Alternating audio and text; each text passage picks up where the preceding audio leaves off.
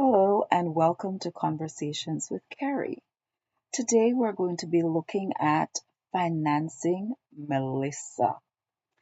In 2025, Hurricane Melissa devastated Jamaica, and the Jamaican government, in association with the United Nations, used high technology tools and also in person assessments to try to decide the level, the scope of damage that was done by Melissa and what it will cost to replace.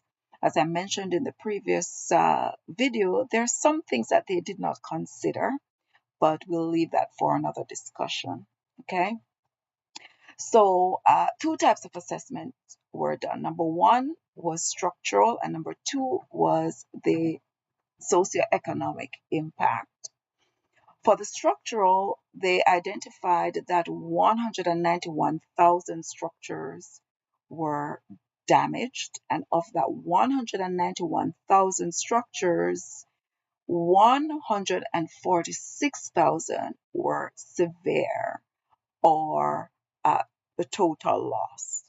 Okay, now there has been no delineation between what were residential structures versus commercial structures. Okay, so right now all we have is structures.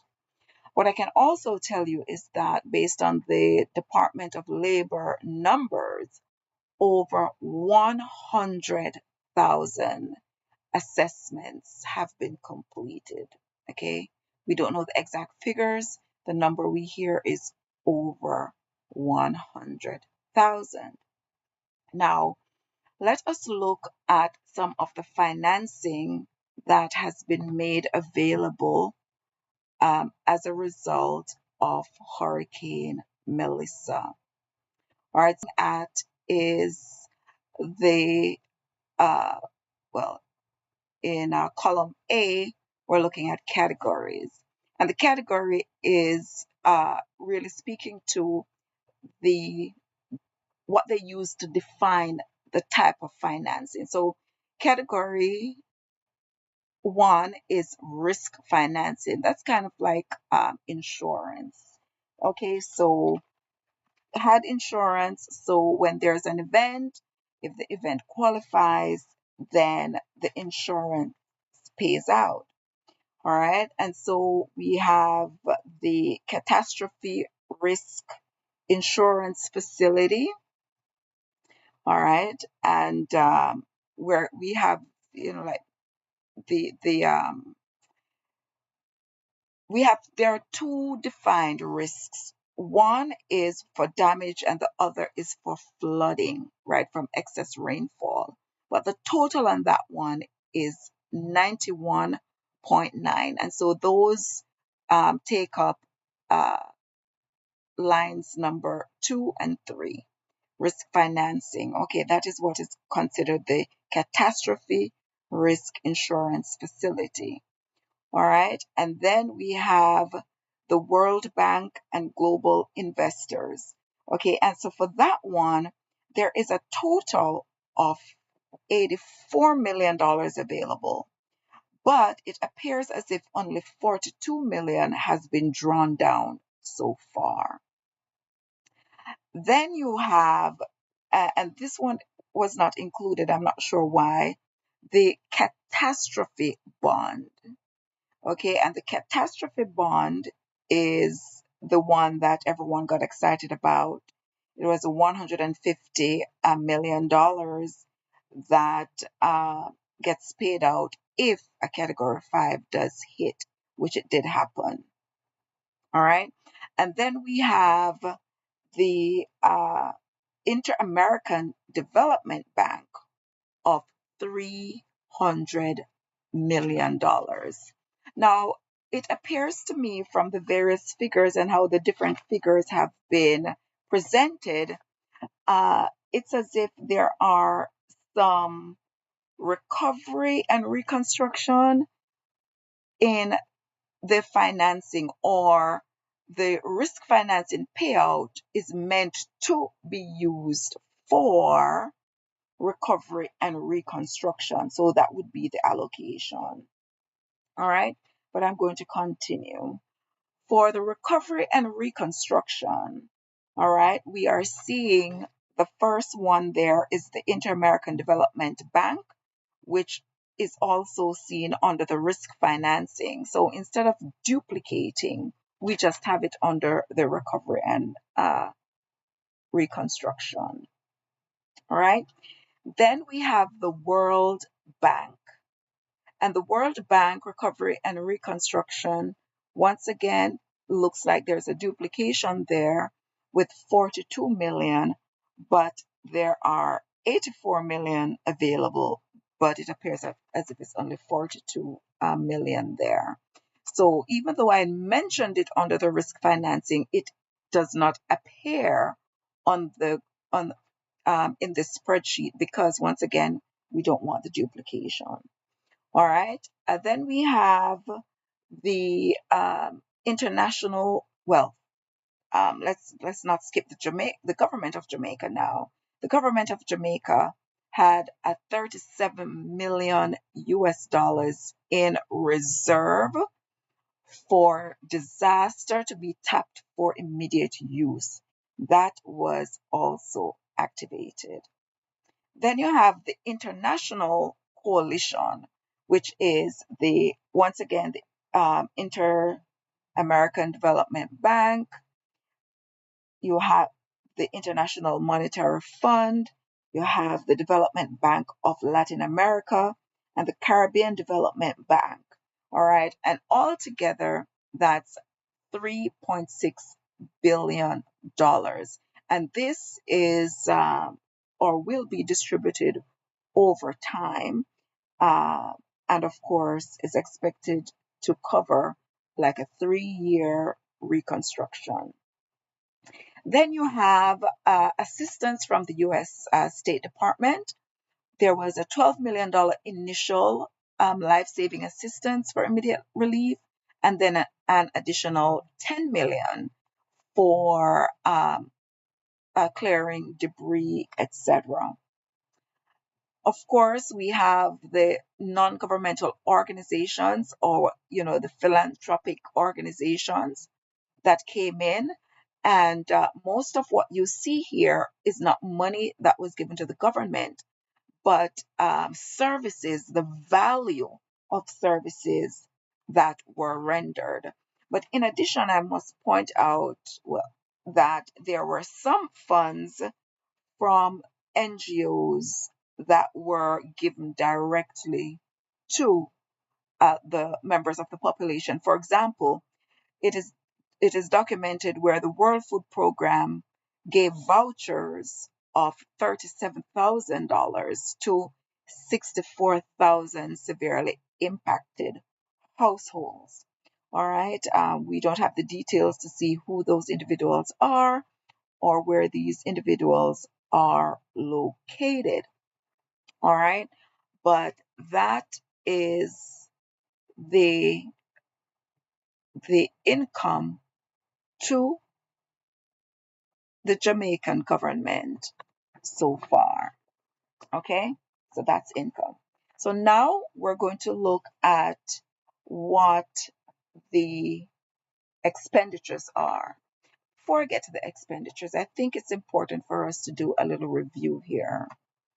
When the assessments were done, the damage was estimated to be between 12.2 billion and 15 billion dollars. Okay, and it's very difficult to get an exact figure of what the Jamaican government has received so far versus those that are still pending. We do see where some, and we're going to look at another graph.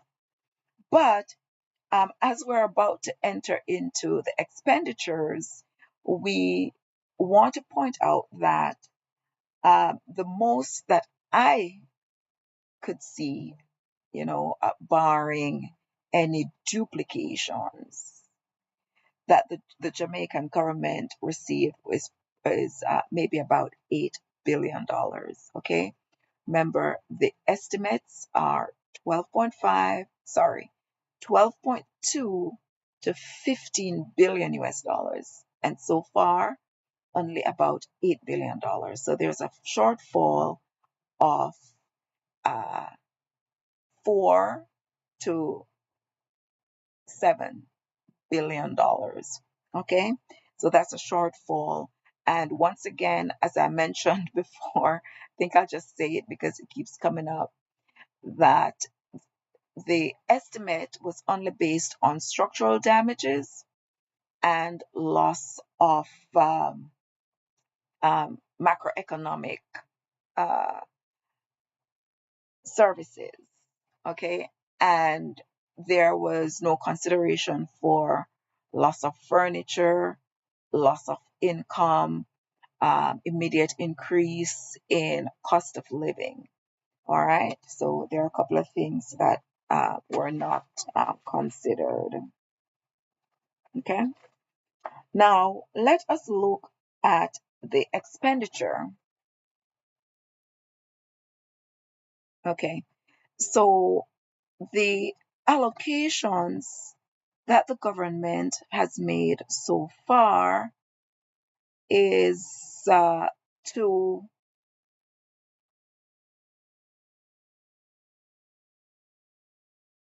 number one, to the Jamaica Public Service Company. All right. And basically the catastrophe bond was just handed over to the Jamaica Public Service. Now the details I'm not really going to get into because there's been a lot of back and forth, and government personnel, the members of parliament, etc., they will figure that one out and give us the information. But based on the allocations so far, this is what we have. The Jamaica Public Service, 24 billion, and these are Jamaican dollars now. And the 24 billion Jamaican is approximately 150 million US dollars. The Ministry of Labor and Social Security, 11.2 billion. And this 11.2 billion is for the roofs program and the, it says cash transfers to vulnerable persons uh, via the PATH program. And so they call this one the Solidarity program. And it's for persons who do not have PATH. Okay. So it's called the Solidarity program. So 11.2 billion Jamaican dollars, which is about 10 billion US dollars. And we're going to look into that a little bit more. The Ministry of Local Government, 4.6 billion Jamaican dollars towards cleanup and solid waste management.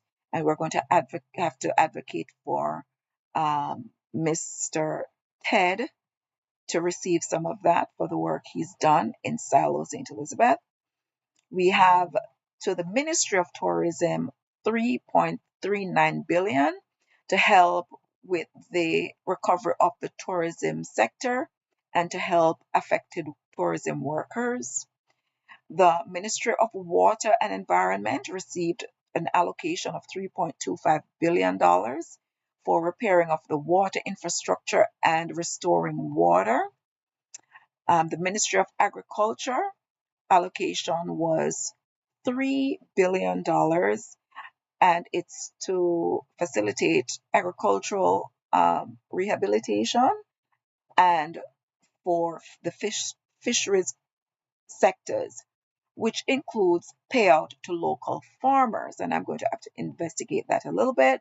What if you are not a registered farmer, but you did farm, you did have a farm, and it's all destroyed? Because St. Elizabeth is really an agricultural area. Many people may not be employed, but they live off the land, so to speak. And the hurricane did affect everything. You saw the before and after picture in the last video of the damage that was done to the agricultural sector. All right.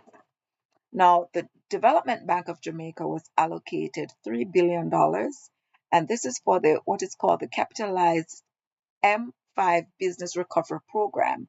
And this is to accelerate recovery of small businesses. So we're going to speak a little bit more about this one in particular today as well, because what I've learned is that very many people are not aware of the programs available to them, especially through small businesses.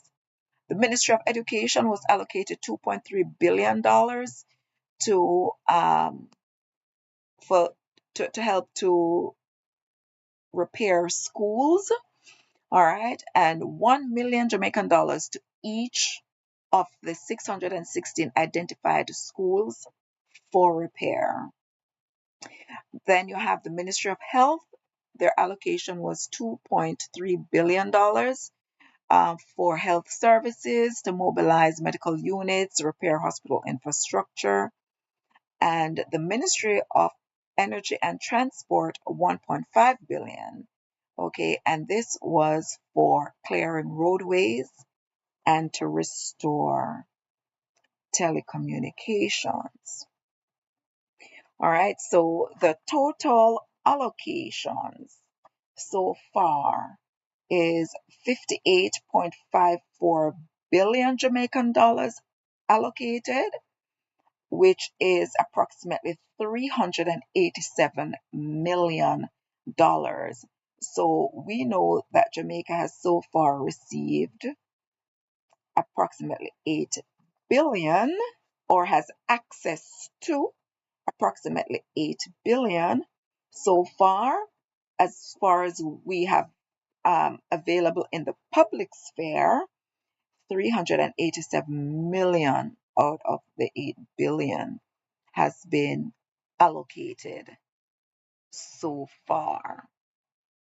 All right, I hope you're following me uh, and you're able to understand. So first thing we did, we looked at the damage to the assessments, the value of the assessment. Then we looked at the income sources available to Jamaica in terms of risk financing, in terms of recovery funds, in terms of monies allocated by the US, and then, of course, non governmental organizations, right, and their contributions. And remember, as we said before, not all of it is in cash. You can go back and take a look at the spreadsheet. Some were allocated in services, and we went over some of those. Okay. Now we're going to look at, so we looked at the spending allocations. Next thing we're going to look at is the Solidarity Funds. Remember, the Solidarity Fund is managed through the Ministry of Labor and Social Services, and this is for persons who are not on the PATH program. So what this program does is it gives uh, 20,000 Jamaican dollars to persons who are not on the PATH program to assist them with getting started on their recovery. Now, 20,000 Jamaican dollars is approximately 130 US dollars. Okay, now, uh, I don't know if you've heard the news, but when they attempted to issue these monies in persons, it was just so overwhelming that they had to stop and rethink how they're going to do it. And so what they've done is submitted the allocation through banks and through remittance companies. Now, for you to receive this money, you have to be a registered Jamaican, meaning you need to have a tax registration number. You need to have, well, even before you get there, you need to have a birth certificate, a tax registration number, all right, and of course, have some association with a bank or a remittance agency.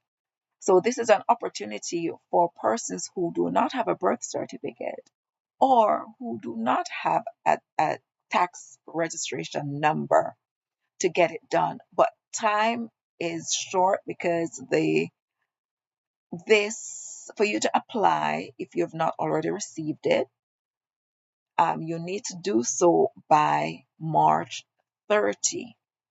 Okay, by March 30. That means by March 30, you need to have your birth certificate and your TRN number. And if you do not have any of those, you need to get it right away.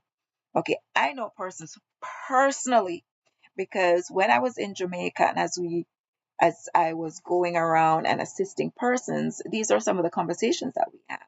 Persons are like, well, I'm not going to get any help because I don't even have a TRN. So this is an opportunity. There are some persons still living in Jamaica who do not even know when they were born. So this is a real opportunity for these persons to be assisted, and I'm not sure how the government plans to do this. If it's the initiative of the person, it may not get done. And so, once again, my own little appeal is for the government to consider extending the deadline and the same method that they use to do the home assessments to find out the persons who do not have birth certificate or uh, their TRN, and for them to receive assistance. And remember, there are still places in St. Elizabeth that even though they may have power may not be available to the individual persons because they have no roofs, so no electrical system, right? And they may need assistance. And especially for the older persons, they may not be technologically savvy, they may not have a computer, etc. So I think the work where that is concerned is really, really necessary. But I think the work has to be put in. And I do believe that the deadline should be extended to make sure that everybody that needs it does receive it. Okay? So for the Solidarity Program, there's a link that I'll drop in the description so persons can go there and apply online for the Solidarity Program. Now, if you are already on the PATH program, you're automatically going to be denied. Okay? So understand that. This is for persons who are not on the PATH program. And most of these persons are usually persons who call them undocumented. Okay? All right. Now we are going to go on to the roofs program. Now, the roofs program is also managed through the Ministry of Labor. All right. And the roofs program is funds paid out based on the level of damage to persons' roofs. Okay. So mine, and once again, I do not know the training these persons have. I don't know the criteria that they use to assess minor damage versus major damage versus severe damage. Okay, I don't have that information. But the allocations are for minor damage, 75,000, for major damage, 200,000, and for severe damage, 500,000. Now, I can tell you from experience that in the beginning, persons, as we said, took up the old zinc that was damaged and put back on their roofs. And my experience was that when the persons came around, if you had a roof on already, they ignored you, even though the roof may not be good, because some persons, they didn't care if the wood structure was intact or not. All they needed was a roof over their heads. So once again, as I said, I do not know the criteria, I do not know the qualifications or training, I do not know what goes into considering whether a damage is minor, major, or severe. But I do know that there are persons whose roof came off. They found zinc, put zinc back up, when it was assessed, they were like, no, you're good. And they just carried on. All right. So that is something that we may need to look into again. Uh, because just putting zinc up does not mean you have a proper roof. Okay. So if you recall from the allocations, there were $11.2 billion, okay, allocated for both the roofs program. I think the roofs program is a total of $10 billion, and then the 1.2 was for the solidarity program. So of the 10 billion for the roofs program, so far 5 billion has been used. And so 13,330 households have received $75,000. 10,000 households have received $200,000, and approximately 4,000 households have received $500,000. Okay, the figures may have changed by now. This is just the latest figures that are available to us, and it does tell us that there is progress taking place. But remember, um, it's only 27,330 households, right? And over 100,000 households were assessed, and we do not know the exact figure of the households because all we know is that 191,000 structures were damaged, and of that, 146,000 were severe or total loss. And we are not sure how many are households. We do not have exact figures for that. Okay, but the roofs program is on the way. Now, the final thing we're going to talk about is the business recovery, because I learned from my interview with Mr. Ted when we asked, what is going on with the business recovery? And we understood that for the business recovery,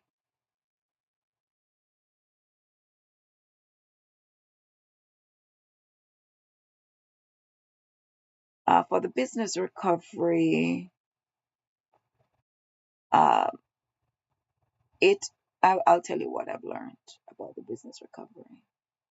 What I've learned about the business recovery is that number one, it is done through banks, and persons will have to apply for it. It is not something that where they are going to come and assess your business to determine what it is that your needs are. Okay, something that has to be applied for. Okay, now based on the information that I have available to me, a part of it, it's like a low interest loan that is offered. So the person has to meet the criteria of the lending institution. Okay, so the government is administering the business recovery through the banks. Okay, so three phases have been identified. The first phase, which is immediate relief, was released in December 2025 of $1 billion. I must also let you know that we have no information as to how many businesses actually have benefited from this so far. All right, but $1 billion available as of December 2025 to kickstart, to replace lost inventory, to fix minor damages, etc. Phase two is called Reboot, and that's a $3 billion allocation, and it is being dispersed right now.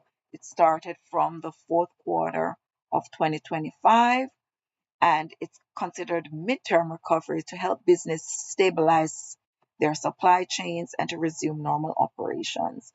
And then you have the long-term rebuilding, which is a $7 billion allocation scheduled for fiscal year 2026 to 2027, meaning it won't start until April 2026.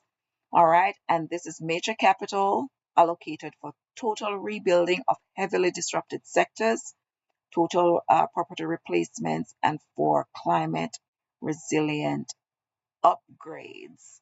All right. And so uh, we will have, or the individual businesses will have to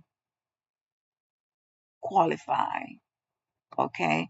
They have to find a cooperating bank and and go through the qualification processes for that.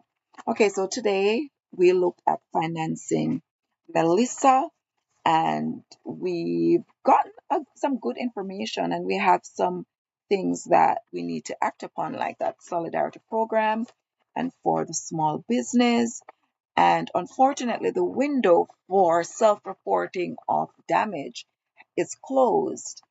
But since the solidarity program is still open until March 30, persons who've sustained damage, they're not registered, they don't have a birth certificate or TRN, this is an opportunity um, to at least get some funding through the solidarity program, and then we can always make appeals. Once again, of the billions of dollars, only 387 million has been allocated so far. So we know that there's more monies to come to help to continue with the rebuilding. It's unfortunate that it's taking so long because, once again, we don't know how much the government has actually received in their hands. We have no idea. We can only tell of what the government qualifies for. We know that the 150 million went directly to JPS and at least electrical grids, and the community lights are back up. And so we do have hope. But remember, the next hurricane season is only 10 weeks away. So we need to get help to those who need the help. And as the more I look into this, is the more I realize the amount of help that's needed on the ground, especially for those persons who are not tech savvy, or do not have access to internet or electricity. One of the experiences we had was with the toll. Going through the toll, we were told that we could apply for toll relief since we're transporting relief goods. And they said you can go to this place and submit the application electronically. So they gave you the website address or send an email. Now, you don't have technology, you don't have electricity. So you write the email, and as soon as electricity comes, you press send, right? That's a window of opportunity. And then days, almost a week later, they're telling you no. They told you not this or.